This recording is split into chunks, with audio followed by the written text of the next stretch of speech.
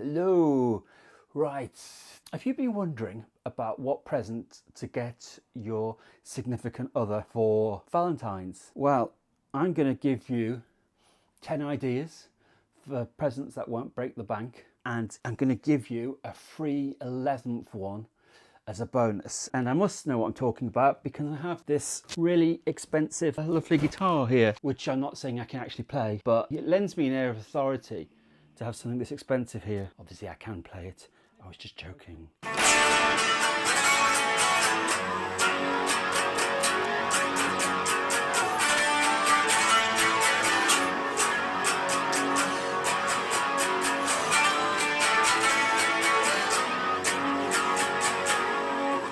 Now, I'm not suggesting you buy this because this is far too expensive. But anyhow, let's get straight to the list. I've got them written down because my memory's too bad. So, number one is mini amps. Now, this can go, as my beautiful assistant here is showing you, is hiding. This can go all the way from cheap and cheerful. Here's a really, really cheap Donner amp. I think it was like $15–20, something like that. In my other studio I have a Blackstar Fly 3, which is a great amp.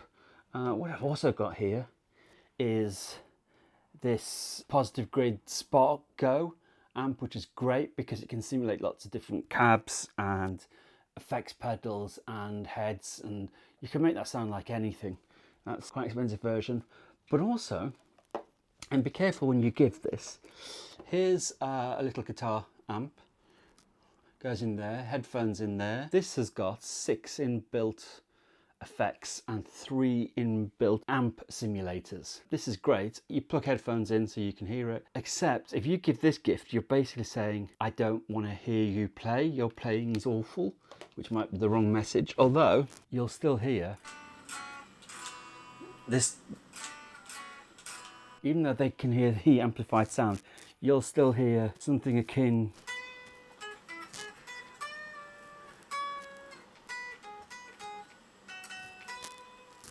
to this.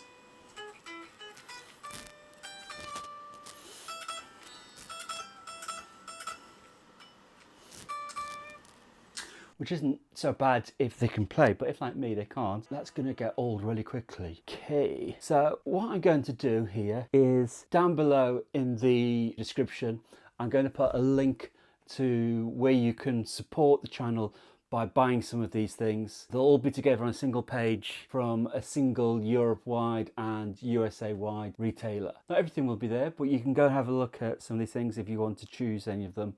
Buy them for your significant other.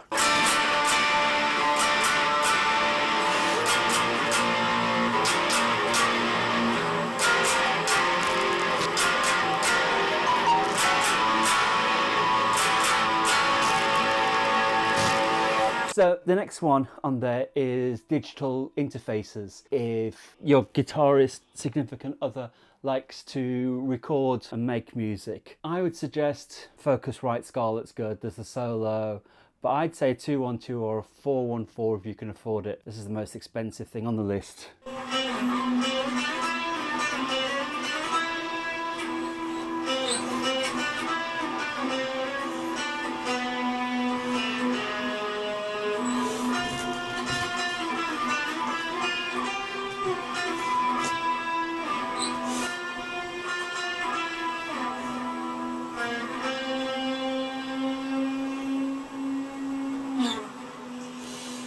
Next is something that you can tell I probably need, which is guitar lessons. So either with somebody local, which is a bit weird because you then have to know they're going to get on and they might want to do sample lessons first. Or in my case, for Christmas, my wife is buying me online guitar lessons with Andy Guitar. And I'm going to start right back from the beginning, right back as a beginner to try and wipe away any bad habits I've picked up. Maybe like, instead of playing a G like that, I tend to do that, which I think is probably a bad habit.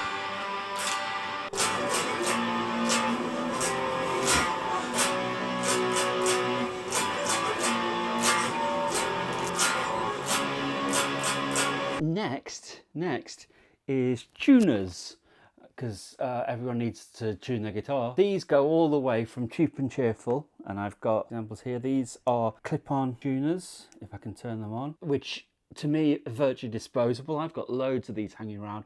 There's basically one in every case I've got as well, I think, in every gig bag. From this low end, these are fine. I just made an A there. That was interesting with my voice. But if it's a real nice present you're looking for, then king of the clip-ons to me is probably something from TC Electronics. I've also got a pedal board version of that tuner on my pedal board, which is the best tuner I've ever come across.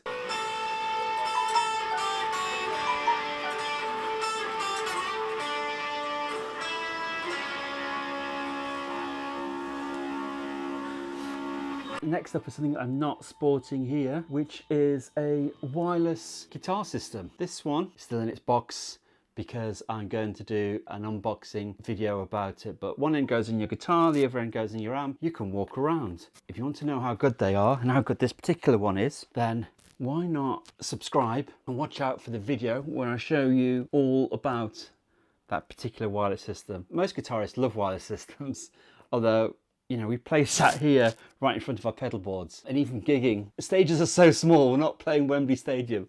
Stages are so small that we're stood in front of our pedal boards. So who knows? Right, the next one, I haven't actually got an example here to show you, but one thing all guitarists love is biographies by other guitarists, especially famous ones. I've read some great ones down the years, you know, anybody famous, anybody, you know, Keith Richards or someone like that. Anyone who made a mark in guitars, and they're going to be thankful or interested in it. So the next one is straps, but these can be tricky because as guitarists we have our own preferences, and we often want them, if you can see this, with the name of the guitar on. So I've got a Gibson strap there for my Gibson Les Paul. Over there I've got a Fender strap with a Fender strap on it. Let me bring that guitar a bit closer. So there we go, there's my Fender guitar, there's my Fender Strat. There's my Fender Strat guitar, there's my Fender strap. Try not to get those two mixed up. Strap, Strat. So, straps can be good. The thing is, the heavier the guitar, the wider, more padded they need to be. So something heavy like a Les Paul, which can be really heavy, you want something leather, something wide, something padded for that. But lighter guitars, you can probably get away with something else. Just don't buy them anything too cheap, and don't be surprised if they don't use it, because they may already have a favourite strap. We're weird like that.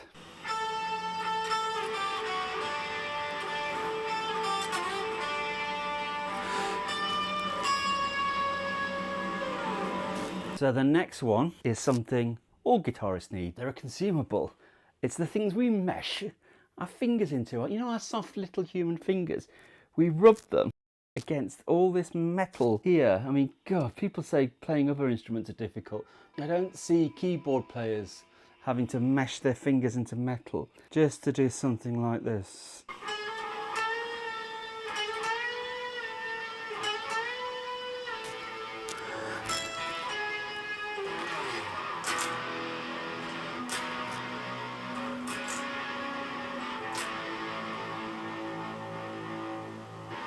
You ever see that? So strings, here it's like shoe size.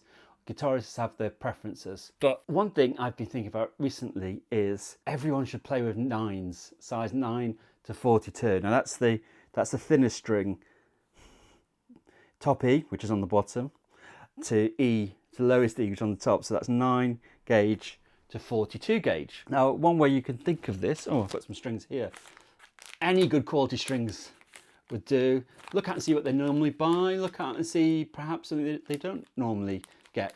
These just happen to be all I have in stock at the moment. So 9s, which are probably good for guitars like this Stratocaster or a Telecaster, something like that. So that's 9 to 42. And then here I've got 10 to 46 gauge.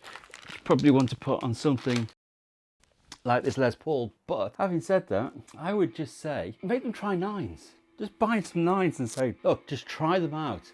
Record in your current strings, try these strings. Trust me, I know what I'm doing.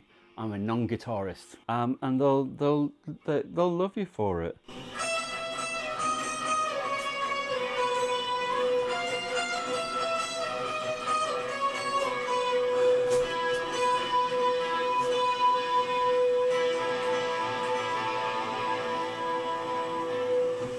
they'll say, thank you very much.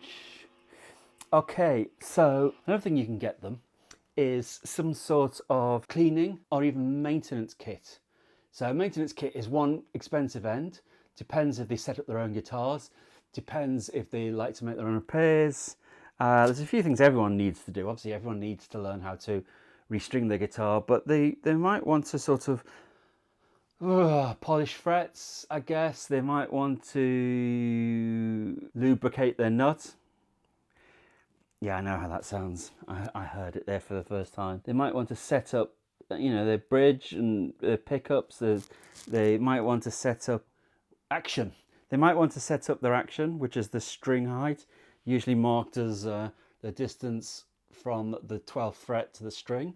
I like a low action, but also I would say that also includes things like fretboard conditioner and string conditioner, for want of a better word. Yeah, these are all things that probably should be in a gig bag, in a toolbox, in a tool bag. And if your guitarist in your life hasn't tried them, then they might well be like interested. Okay, so the last of the 10 is picks. Now picks cost nothing, and you can usually pick up some sort of gift set or something for next to nothing. These really are sort of Christmas stocking filler ideas, but you can get ones that are lots of different types of picks, lots of different thicknesses and types. Okay, I like 81 to 83, and a lot of guitarists stick with what they know, but they might be having to try something new. If they've got a box of it, how do they know what's perfect for them? They might just have picked pick up a pick.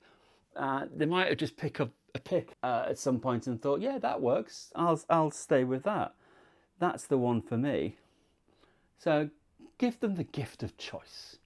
See what they make of it. Right, and now we come to my special 11th choice. Thank you for staying this long. If you stayed this long, you're amazing. My 11th idea is, why not get them some guitar-based t-shirts for the him or her or they guitarist in your life. There's some great ones on my website. Maybe there's some designs floating about as we speak. Maybe I've even put the address somewhere to go to.